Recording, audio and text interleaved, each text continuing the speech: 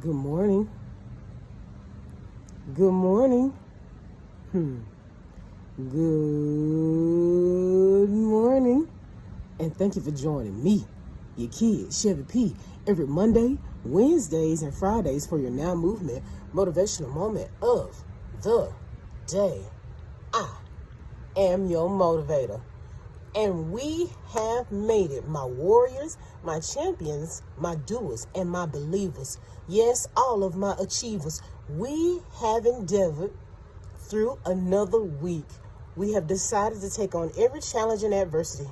We have decided that we were not going to sully and wallow in the pit of sorrow, that we were going to be dogmatic, diligent, and determined, that we were going to shine our light bright here in the village of power, around the hearth of harmony, that we were going to have a perspective cup of coffee, be inspired and motivated. We have raced, okay? We have marched. We have flown to our victories, our finish lines, and our inevitables. So please, sit and let's start. The last time we were together, my Living Well family, I spoke with you about unlearning and how that is just as important as learning. Why? Because it frees up memory space on the hard drive of your gray matter. It affords you the opportunity to readily identify that the habits, okay, and the person that you were in the past is no longer meant to be, that you are capable, okay, of being your own eraser and clearing out with a spiritual cookie cleaner, all those things, okay, that kept you from your wisdom, your knowledge, your victories, and your finish lines. Unlearning is a process that people have to understand, that once you obtain a new habit that makes you greater, that it is okay to unlearn or delete something old that is no longer beneficial to your productivity level, to your social networking skills, to your connection and conversation that you have with your creator.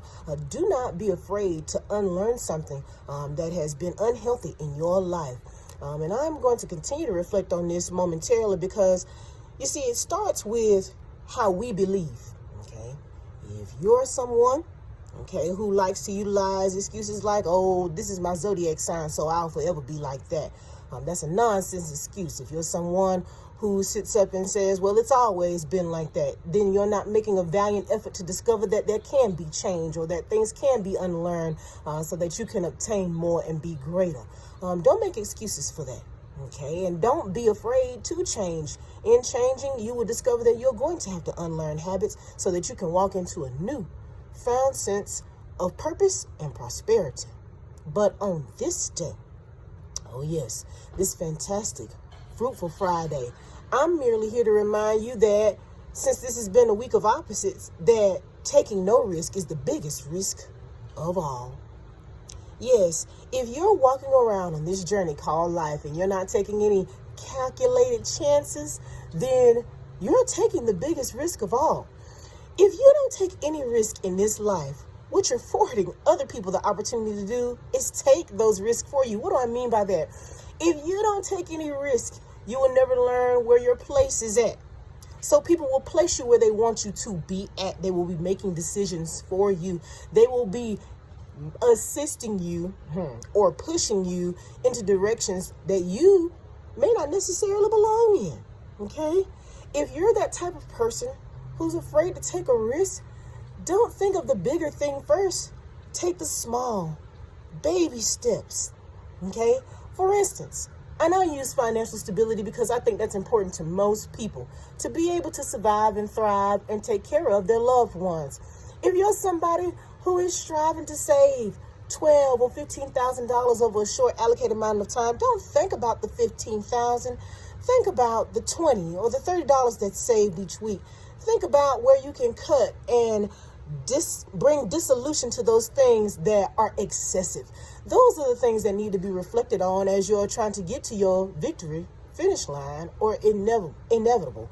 Do not be overwhelmed by the finish line, because it will inhibit you somewhere subconsciously, mentally, spiritually, emotionally from taking those risks that need to be taken. Yes, You have to be someone who is courageous enough to take a chance, to roll the dice, to be able to spin the roulette table of life and know that you're going to land on that 22 black. You've got to be able, okay, to say, well, you know what? I tried this thing. It didn't work out right. That failure, in spite of that risk leading me to failure, it has also given me a new sense of knowledge on what to do the next time to be a better me. It has also afforded me the opportunity, again, to give others an example of what they can and cannot do in their position, in their journey.